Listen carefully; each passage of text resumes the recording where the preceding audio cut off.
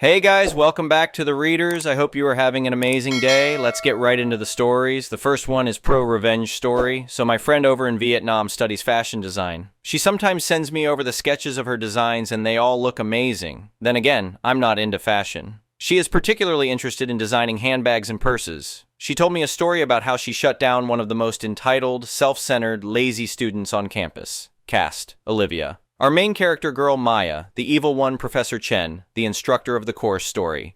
At first, Olivia and Maya got along just fine. They were both interested in similar stuff and quickly became BFFs. Olivia decided to show Maya her sketches and designs for handbags and purses, and Maya was so impressed by it because the sketches were in incredible detail, including all the patterns and sew lines coupled with figurative measurements. "These are incredible," Maya had said, flipping through Olivia's sketchbook. "How do you get the proportions so perfect?" "Lots of practice," Olivia replied with a modest shrug. "I've been drawing since I was 8. Even Professor Chen was impressed by it, and it was no surprise that Olivia got a high mark on their first major exam. Maya didn't do so well and practically followed Olivia everywhere to get pointers on how to do better, so Olivia decided to help her out. Unfortunately, Maya turned out to be one of the most entitled, lazy, and selfish people that Olivia has ever met. Things that Maya did to piss Olivia off included, but not limited to, not paying attention, being late on their study sessions, never showed appreciation, didn't pay for coffee or snacks, complaining annoyingly about how hard it was to draw something. "Ugh, this is impossible," Maya would whine, throwing down her pencil after just 10 minutes of work. "Can't you just help me finish this part?" "I can show you how to do it," Olivia would say, "but you need to learn to do it yourself." "But that's what friends are for," Maya would respond with a pout, "to help each other." Olivia pretty much gave up on her after a week, refusing to meet Maya outside of her class. Time went by, and for their midterm, everyone in the class had to do a presentation on the stuff they had designed. When it was Maya's turn, Olivia was shocked to see Maya had stolen one of her designs. Thankfully, Olivia had multiple designs going on, so there were no conflicts when it was her turn to present, but she was seething with rage. Olivia had a meeting with the professor afterwards, and the professor knew what was going on, but couldn't really do anything with Maya because it turns out she was the daughter of the chairman, or one of the major investors. Olivia said she can't recall. The chairman apparently blackmailed the professor into giving Maya the best grades. "I know what she did," Professor Chen said quietly when they met in her office, "but my hands are tied. Her father threatened to cut the department's funding if she doesn't excel." "So she just gets away with stealing my work?" Olivia asked, her voice cracking with frustration. The revenge, Professor Chen did, however, help Olivia devise a plan to humiliate and expose Maya. For the finals, the professor announced to the class they would do another presentation, but it would be 3 designs and advised they had to bring their A games because professionals from industries would be grading their work, and the head of the department and the chairman would be there as well. "This is your chance to really showcase your talents," Professor Chen told the class, making brief eye contact with Olivia. "Industry professionals don't care about connections or money. They care about genuine talent and originality. So you know how Olivia had a bunch of sketches for the class? Well, Olivia also had a separate sketchbook that had designs from major brands, Gucci, Louis Vuitton, you name it. She never used these directly for class assignments, but rather as inspirations for her designs. Olivia pretended to be all friendly with Maya again, and brought the other sketchbook on their meetings, still putting up with all the problems mentioned above. Olivia secretly worked tirelessly on her new design, and did her best to keep it a secret from Maya. "Oh wow, these are gorgeous," Maya said during one of their study sessions, eyeing the branded designs in Olivia's reference sketchbook. "Are these for the final?" "No, these are just references," Olivia said casually. "I'm still working on my final project." "You should totally use these though," Maya insisted, taking photos with her phone. "They're way better than anything anyone else will present." Olivia just smiled. "We'll see." So the day of the final presentation arrives, and Olivia and Professor Chen are grinning because they know what is about to happen. Olivia went first, and she got a lot of praise from the judges. After a few more presentations, the last one to go was Maya. Maya's presentation turned out to be another copycat, copying designs of not 1, not 2, but 3 different companies. After the presentation, this was how it went all down, at least according to Olivia. Judge 1. "So you are saying you designed all these by yourself, right?" Maya. "That's right." She flashed a confident smile. Judge 1. "And you swear that it really was your design and didn't copy off from anything else, right?" Maya. "I swear, these are 100% original." Judge 1.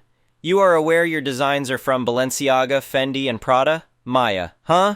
Her smile faltered. Judge 1. Are you aware that these are on market right now? And some of the most popular designs from their 2024 spring collection. Maya. Wait, hold on. Judge 2. Yeah, I was going to bring this up. If you had worked for any brands, you would have probably been fired or, worst case, sued for intellectual property theft. Maya. But, Judge 2, please, I am not done yet. Did you honestly think this would work? We judges have been in the industry for over 15 years. We know a copycat when we see it. Maya. But these aren't even my designs. They are from Olivia's sketchbook. Judge 3. Miss Olivia, is this true? Olivia. Yes, but I never use them for major projects nor call them my work. I just use sketches of them as inspirations for my own designs, which is standard practice in the industry. Judge 3. Well, that was clear from your presentation. Turning back to Maya. Now, Miss Maya, this is a clear case of plagiarism, and I do hope your school is merciful on this matter. After the presentation was over, the chairman screamed at the professor in front of everyone, not realizing he just revealed all the blackmailing and the secret grade deal. How dare you set my daughter up like this? He shouted, his face turning red. After all the money I've donated and the special arrangements we made about her grades. Maya tried to call out Olivia, shouting, You screwed me over. You knew I would use those designs. I never told you to copy someone else's work, Olivia replied calmly. I specifically said they were just references. It really didn't matter. No one listened to Maya's attempt and slander, and she was kicked out of the school. The chairman pretty much lost all support and had to resign, and was replaced by a far more honorable and competent one. Edit. It's only been 3 hours, and I already got a silver. Thanks, guys. For everyone that's saying this sounds like fake/webtoon/K-drama plot, let me tell you that stuff like this happens all the time in Vietnam. But most of the times, victims tend to just swallow the losses and try not to make a big deal out of it because they don't want the infamy of all drama that it will release. If you think gossiping and fake rumors were bad in US colleges, wait until you see what happens in Vietnamese colleges. Besides, the plots of webtoons and K-dramas are often based on or inspired by real-life events. I also forgot to add that Olivia passed with flying colors and was recommended for an apprenticeship internship over at Milan, but due to some visa complications, it was postponed to the following semester. She's there now, absolutely crushing it, according to her Instagram. The next one is an entitled people story. Last year, my grandfather passed away after a long battle with cancer. We were really close. He taught me to fish, build things with my hands, and appreciate the value of land. They ain't making any more of it, he'd always say.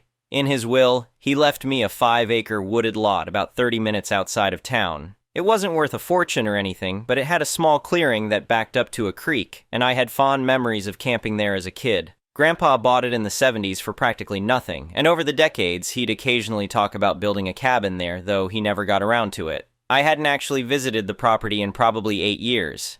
After the funeral and dealing with all the paperwork, I finally decided to drive out and check on it. The property had a dirt access road that cut through the trees, and I remembered exactly where to turn. As I pulled up, I noticed something strange. Tire tracks in the mud, fresh ones. And as I followed the access road through the trees toward the clearing by the creek, I saw it. A small cottage. Not huge, maybe 600 square feet, but definitely new construction. It had a covered porch, metal roof, and looked pretty well built. I sat in my truck, completely confused. Had I somehow gone to the wrong property? I double-checked the printed directions from the county assessor's office. Nope, this was definitely Grandpa's land. My land now. As I was sitting there trying to figure out what was happening, a blue pickup truck came down the road behind me. It stopped, and a guy about my age got out. "Can I help you?" he called, walking toward my truck with a confused look on his face. I stepped out. "I was about to ask you the same thing." "I'm Derek. This is my weekend place," he said, gesturing toward the cottage. "What are you doing here?" I explained that this was my grandfather's property that I'd inherited. Derek's face immediately changed. "No, that's not right," he said. "I bought this land from Bill Jenkins 2 years ago, built the cottage last summer." Bill Jenkins. That was the name of the guy who owned the property adjacent to my grandfather's. "I think there's been a misunderstanding," I said carefully. "This isn't Jenkins' land. This is Walter Mason's property. My grandfather—" Derek's face hardened. "Look, I don't know who you are or what you're trying to pull, but I paid good money for this land. I have the paperwork to prove it." "So do I," replied. Derek crossed his arms. Well, I've been coming out here for 2 years and nobody's said a word. I built a cottage. I cleared brush. I've invested over $60,000 here. I'm sorry to hear that, but this isn't your property. The conversation deteriorated from there. Derek accused me of trying to scam him, and I suggested he might have been scammed by Jenkins. We both left angry, with Derek warning me not to come back. As soon as I got home, I called the county assessor's office. They confirmed that the property was indeed mine, inherited from my grandfather, Walter Mason. I also called a real estate attorney friend who agreed to look into it for me. 2 days later, my attorney friend called with news. So I figured out what happened, she said. Jenkins sold Derek that parcel, but Jenkins never owned it. He owns the adjacent property. Derek built his cottage about 30 yards over the property line, completely on your land. So, what do I do? I asked. Well, legally it's pretty clear. The cottage is on your property, so technically it's your cottage now. But there are complications with improvements made in good faith, even on land that wasn't his. We should try to work this out before it gets messy. I agreed to meet with Derek with our respective attorneys. The meeting was tense. Derek brought a folder with his deed and purchase documents. It turned out Jenkins had sold him 5 acres at the end of Maple Creek Road with creek frontage. The legal description was vague, and there had never been a proper survey. Derek's attorney argued that since he had been using the property without challenge for 2 years and had made substantial improvements, he had some claim to it. My attorney countered that regardless of the improvements, the land was legally mine and always had been. Look, I finally said, I understand you got screwed over by Jenkins, but this land was my grandfather's. He left it to me. I'm not giving it up. Derek's face was red. I built that cottage with my own 2 hands every weekend for 6 months. You can't just take it. After more heated discussion, I proposed 3 options. 1. I buy the cottage from him at a fair market value and he walks away. 2. He pays me fair market value for the 5 acres and I sell him the land. Or 3. He moves the cottage to Jenkins' actual property. Derek stormed out saying he'd see me in court. 2 weeks later, I received a certified letter. Derek was suing me for the property, claiming adverse possession. I called my attorney immediately. Don't worry, she said. He doesn't have a case for adverse possession. In this state, you need to occupy the property for 15 years, not 2, and you need to occupy it openly, notoriously, and hostilely. Since he was misled about which property he bought, he can't claim he was occupying it hostilely. He thought he owned it legitimately. She advised me to countersue Jenkins for fraudulently selling property he didn't own. I agreed, and we filed the necessary paperwork. The next few months were stressful. I received angry texts from Derek, which my attorney advised me to document but not respond to. One day, I drove by the property to find Derek had put up no trespassing signs all over. I called the sheriff, who came out and explained to Derek that he couldn't prevent the legal owner from accessing the property. The court date was set for 4 months out. In the meantime, I did more research on the history of the properties. I found old surveys in the county records office that clearly showed the boundary lines. I also discovered that Jenkins had tried to buy my grandfather's property multiple times over the years, but Grandpa had always refused. 2 months before our court date, Jenkins reached out through his attorney. He wanted to settle. He admitted he might have been confused about the property lines and offered to pay Derek for the cottage if I would drop the lawsuit against him. Not a chance, I told my attorney. He knew exactly what he was doing. Finally, our day in court arrived. The judge was an older woman who listened carefully as both sides presented their cases. Jenkins testified that he thought he owned that parcel and made an honest mistake. Derek testified about how much work he'd put into the cottage and how unfair it was that he might lose it. When my attorney presented the evidence, the clear property lines from multiple surveys, the history of my grandfather's ownership, and my clean title, the judge seemed convinced. She also noted that Derek had failed to get a survey before building, which would have prevented the whole mess. In her ruling, the judge stated, "The property clearly belongs to the plaintiff by right of inheritance. The defendant's construction of a cottage on this property, while unfortunate, does not transfer ownership. The structure, being permanently affixed to the land, is now legally part of that real property." She dismissed Derek's adverse possession claim outright. She also ruled that Jenkins had committed fraud by selling property he didn't own and ordered him to pay damages to Derek equal to the cost of the cottage plus legal fees. Derek looked devastated. Jenkins looked furious. I felt relieved but not happy. Nobody really won here except maybe the attorneys. After court, Derek approached me in the hallway. "So that's it? You're just taking my cottage?" I thought for a moment. "Look, I know this isn't your fault. Jenkins screwed you over. I'm willing to be reasonable here." We ended up working out a deal. Derek would pay me a fair market value for the 5 acres, considerably less than what he'd paid Jenkins originally, and I would sign over the deed. It wasn't what I had planned. I'd hoped to keep my grandfather's land, but it seemed like the fairest solution. A month later, we met at the title company. Derek had secured financing, and I walked out with a check and the knowledge that I'd done right by everyone involved. I used part of the money to hire an investigator to dig deeper into Jenkins' business practices, which revealed he'd pulled similar scams on other people. That evidence helped build a stronger case against him. 6 months later, Jenkins pleaded guilty to multiple counts of real estate fraud. He was ordered to pay restitution to his victims and sentenced to probation. Derek and I aren't friends, but we're civil when we run into each other around town. Sometimes I drive by the old property and feel a twinge of regret that I no longer own my grandfather's land. But I know he would have approved of how I handled things, standing up for what was rightfully mine, but also finding a solution that was fair to someone who had been wronged. The biggest lesson I learned? Always get a property survey before you build anything, and maybe check if your neighbor is a con artist before you buy land from him. The next one is a malicious compliance story. Hello all, I work as both a teacher and at your Arizona hometown grocer. After I finish teaching 4th graders, I go work in the deli department. There are tons of things to do: sweep and mop, take in the teas, the soups, tear down the hot case, which has about 20 items that get tossed out and have dishes needing to be done. I've developed a system where I work on the dishes as I go, and there is a bell to ring if someone needs customer service. Some customer didn't like this daunting task of having to ring a bell to get my attention, so a new policy has been adopted by the store management team. No doing dishes until the department is closed. This is a problem.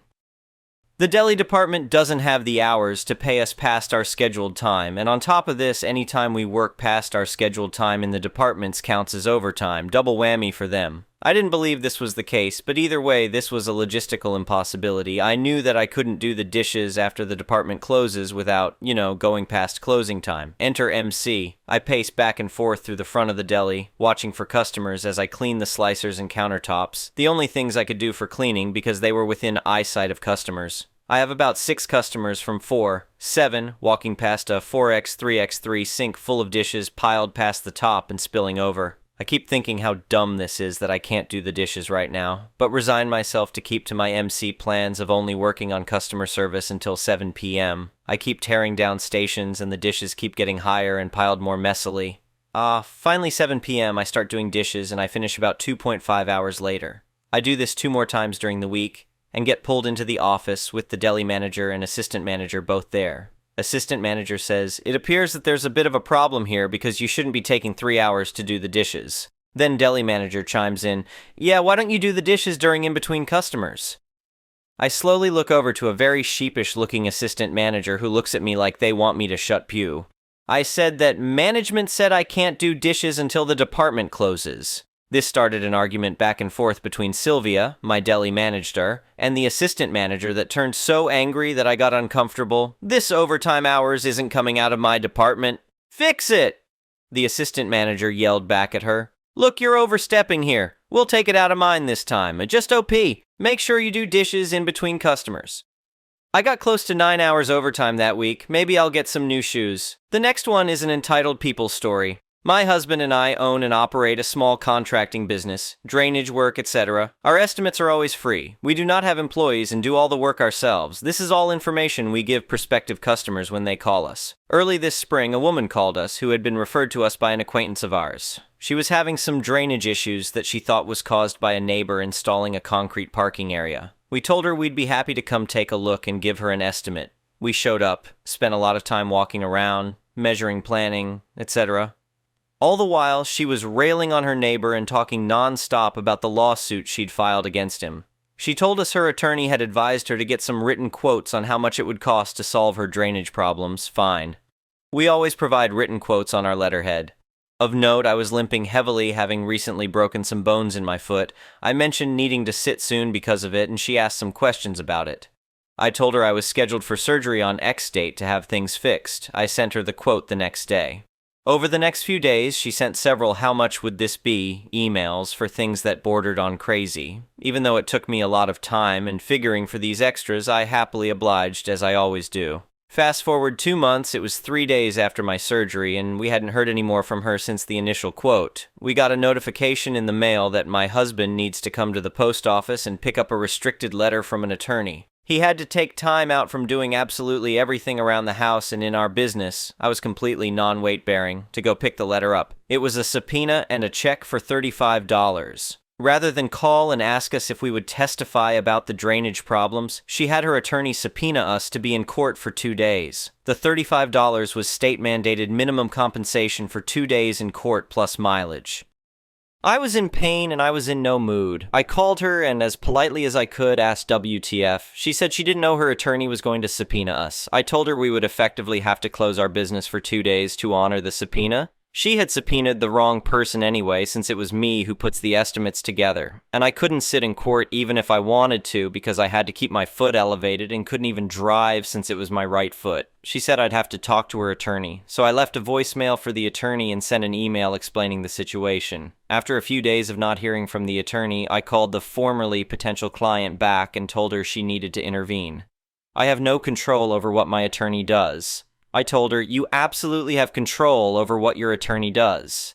Afterwards, I sent another email to the attorney telling her we had nothing to contribute, we had revoked the estimate, and even if we did have something to contribute, she had subpoenaed the wrong person and I was physically unable to sit in court for 2 days. Furthermore, asking us to close our business and sit in court for 2 days for $35 would be a financial burden. The attorney finally responded to my email a week later, a few days before the court date, and asked when a good time would be to meet with me to go over what I would say in court. It wasn't my proudest moment when I responded with, "Do you have some sort of reading comprehension problem?" She finally released the subpoena after I told her she really didn't want the jury to hear what I had to say about the ridiculous lawsuit. Also, the neighbor had a counterclaim for defamation and her client wouldn't shut up about all the nefarious doings of her neighbor while we were there looking at her property. I told her if opposing counsel asked, I'd be honest about that.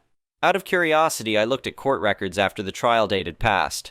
Of course she lost her case. It made me smile when I saw that her neighbor had won their counterclaim for defamation. The next one is an entitled parent story. I'm 22F, a recent grad still looking for my first career job in tech.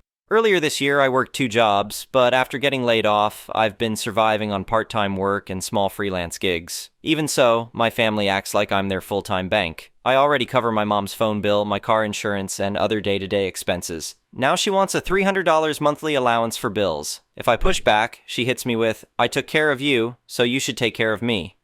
She and my stepdad also expect me to build free websites for their businesses, plus help with our family jewelry business. At a recent jewelry show, I came straight from an overnight shift, fixed my car at 8 a.m., worked the event all day, then went back to my night job. I paid for materials to make custom pieces, but my mom kept both that money and the money from her own sales. My older sister, 30F, couldn't make rent, so I sent her $500. My mom then told me to pick up extra shifts to keep helping her. My dad, who lives out of state, constantly asks for money, for himself or his friends, while spending his own earnings on alcohol. Before COVID, he was financially stable, but now he's broke and waiting for me to get my real job so I can fund him. He recently said I should have paid for him to go to Africa for his sister's 50th birthday, and now wants me to pay for a Christmas trip to London, even though I barely make anything right now, which I told him that. But he got mad saying you save for things you care about and hung up on me. My mom also got mad at me a few weeks back when she asked how much I had in my savings, but told her at this point nothing BC I had to dip into my savings to help my older sister with her rent. My dad wanted me to fly to visit him and my sisters and go to youth camp, so I saved to be able to do that, then while I was there had to dip into my savings to pay for more things. BC, my dad says, "You're an adult, Noon's going to pay for you."